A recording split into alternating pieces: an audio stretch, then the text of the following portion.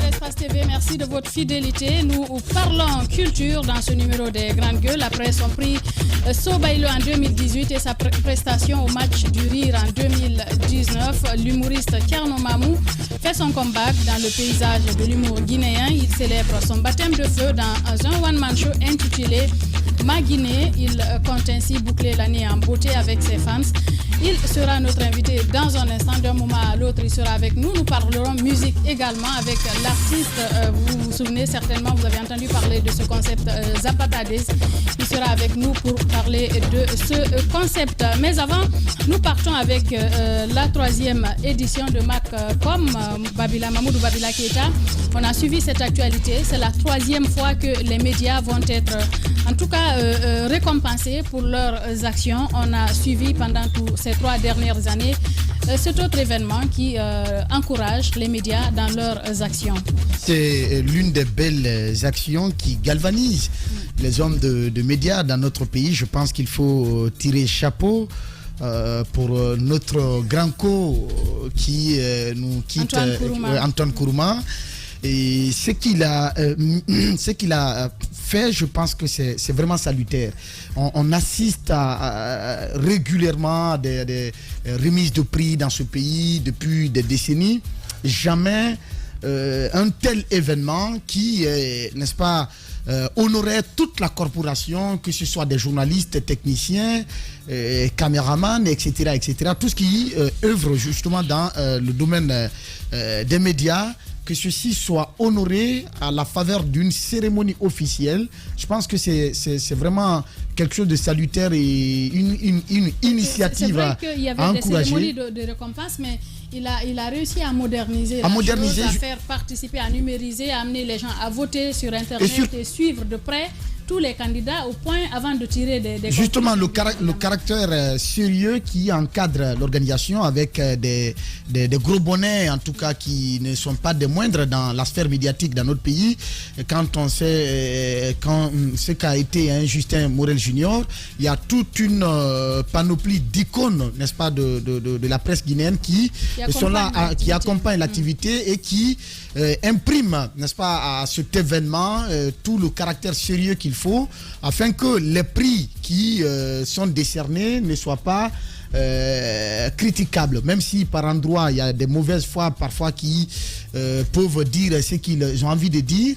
Quand même, il faut vraiment dire que ce qui se passe avec MACOM, c'est vraiment de l'extraordinaire. Il faut tout au moins ajouter quand même qu'il n'y a pas d'œuvre humaine toute parfaite. Donc on ne peut pas tout peindre en rose. Il faut aussi faire d'autres propositions pour une meilleure amélioration de la chose. Donc MACOM même sait aujourd'hui que c'est vrai qu'il y a des prouesses, mais de l'autre côté, il y a encore des initiatives à ajouter à ce qu'il y a déjà pour que davantage la chose attire mieux. Moi, je parle un peu de l'encadrement technique. Ça, à ce niveau, par exemple, je ne relève pas en tout cas de... L'une des choses dont on parlait la dernière fois, c'était la participation des médias à l'intérieur du pays. Je pense que peut-être la remarque a dû être prise en compte par les organisateurs. Est-ce qu'ils ont été exclus? Parce que le processus se passait en ligne et tout le monde pouvait candidater. Sauf que je n'ai pas vu ces journalistes de l'intérieur s'intéresser. Moi, j'ai vu des journalistes de l'intérieur qui disaient que ce serait bien d'élargir la compétition à l'intérieur du pays. Sinon, l'appel à candidature, je pense que c'est ouvert à tous les professionnels des médias. Oui. Et comme Daouda le disait, l'organisation du point de vue événementiel, là, je pense qu'il va falloir approcher d'autres personnes pour qu'elles apportent leur expertise afin que l'événement soit davantage amélioré. Mais du point de vue d'encadrement technique, de mon point de vue, il faut tirer chapeau pour ces doyens qui encadrent l'événement. Bien, on essaie de joindre Sana Zozema, responsable des opérations de MACOM, dans un instant pour essayer justement de parler de cette conférence inaugurale qui se déroule aujourd'hui au chapiteau du Palais du Peuple d'Iba. Oui, tout à fait. D'abord, félicitations Antoine. Vous savez, 3 années, 3 éditions dans un pays où il n'y a pas la culture du sponsoring. Ce n'est pas facile. Ouais. Et moi, j'organise le grand concours Jeune Entrepreneur chaque année. Je sais combien de fois il est très difficile de trouver des partenaires et tout, même si vous arrivez à vous battre pour fidéliser certains, il y a d'autres qui ont du mal à venir. Donc, il faut être courageux, résilient et mentalement très fort pour pouvoir tenir 3 éditions. C'est de lui tirer ce chapeau. Et également, ce qu'il fait, c'est pour nous en tant qu'homme de médias. Il a, lui, fait le choix aujourd'hui de rendre un vibrant hommage aux gens à leur vivant, pas à titre posthume. Je pense que ça, lorsqu'on vous reconnaît votre qualité, lorsqu'on reconnaît votre travail, il n'y a pas mieux que cela. Parce que ça fait partie du management. Les gens, ils ont besoin à ce qu'on les soutienne. À ce qu'on... pas pour te couper Djiba, mais j'ai vu le plaisir, par exemple, se lire sur le visage du doyen Fana Souma lors de la dernière édition qui présente très bien, mais qui n'avait jamais été primé dans ce sens. Tout à fait. Justement, voilà. C'est de sentir ce plaisir-là. Voilà. Ce n'est pas en fait de l'argent qu'il faut évaluer, mais en fait, c'est le symbole. La reconnaissance du mérite, c'est fondamental. Et je pense que si on prend aujourd'hui les médias, il a fait de Media Award un événement incontournable. Ça, c'est une réalité. Maintenant, sur l'extension à l'intérieur du pays, c'est un processus. Justement. Lorsque vous commencez un projet, vous avez un projet pilote, vous testez. Vous faites une étude. Dans une zone. Dans une zone, vous testez. C'est un projet pilote, vous testez pour voir est-ce qu'il y a l'adhésion.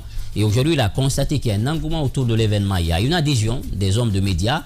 Même s'il peut y avoir quelques imperfections à corriger, tout événement est ponctué et marqué par ça. Voilà, c'est l'œuvre humaine. Mais si aujourd'hui on mettait dans la balance, franchement, je crois, après cette édition, parce que j'ai échangé avec lui, il me disait qu'il était même en train de réfléchir, après la Guinée, à l'étendre petit à petit dans la sous-région. Certains l'ont fait et ça a marché. On a aujourd'hui des prix à l'international. Les médias, je pense qu'ils soient ivoiriens ou maliens ou sénégalais, chacun en tant qu'être humain a besoin de l'assentiment des autres, de la considération des autres, de l'amour des autres. Et si vous créez un projet qui répond à ce besoin-là, je pense qu'il ne va pas s'arrêter en si bon chemin. Il va continuer à faire cela. Moi, j'ai été lauréat l'année dernière du prix du meilleur présentateur radio. Et je sais combien de fois j'ai pas pu faire le déplacement. Tu dois le féliciter. Mais, comment ça s'est passé. Oui, tu ne voulais pas, on t'a bousculé. Oui, et nous aussi, on a eu le prix de meilleure émission interactive, justement, mini libre. Oui, et au début, on a eu le prix de meilleur journal de langue. Voilà. Donc, au début, j'étais dubitatif. Donc, je pense que quand on m'a appelé, ma mère m'a appelé pour me dire on vient de t'appeler comme ça à la télévision, que tu as eu le prix. Et je sais moralement ce que ça fait de dire que vous avez tel prix. C'est comme les J Awards en 2018, quand ils m'ont donné le prix de jeune journaliste de l'année. Et tout récemment avec aussi avec COP Guinée, avec ce prix de jeune entrepreneur. C'est des choses en fait qui vont... Tu as beaucoup de prix, hein, Djiba? Oui. Tu n'es pas n'importe qui. Non. Alors, c'est des choses dont nous avons besoin. Oui. Et ce sont des événements qui vont survivre parce qu'il y a beaucoup à faire dans ce domaine-là. Bien, on n'arrive malheureusement pas à joindre Sana Josemar pour parler de cette conférence de presse qui sera lancée aujourd'hui du côté du chapiteau du Palais du Peuple.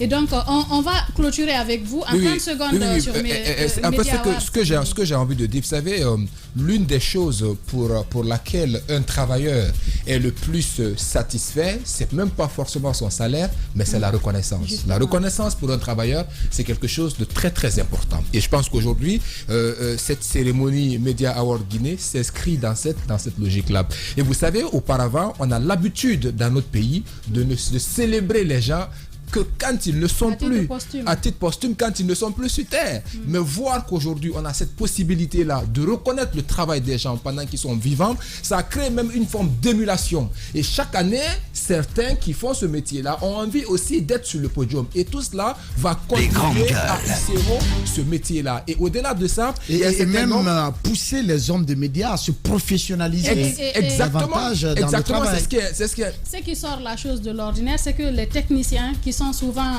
dans l'ombre, carrément effacés, on les fait découvrir, on les fait connaître à travers leurs œuvres parce qu'ils abattent un travail remarquable. Sans les techniciens, nous journalistes qui parlons là, on ne peut pas parler. Exactement, il faut pas passer à côté, mais avec cette innovation qui donne cette possibilité-là, avec des partenaires qu'ils ont eu, avec des microfinances, qui accompagnent certains lauréats qui ont la possibilité de s'offrir, de se construire des maisons, tout ça. Donc moi je pense que c'est des choses à encourager, à pouvoir continuer et à l'étendre, pourquoi pas, dans la sous-région, parce que ça permettra encore une fois de mettre les médias guinéens dans une forme de compétition avec les autres. Forcément, ces compétitions à l'image des prix comme Wameka du Ghana, prix Norbert Zongo du Burkina, etc., etc. Justement, voilà ce qu'on pouvait essentiellement dire sur ce sujet.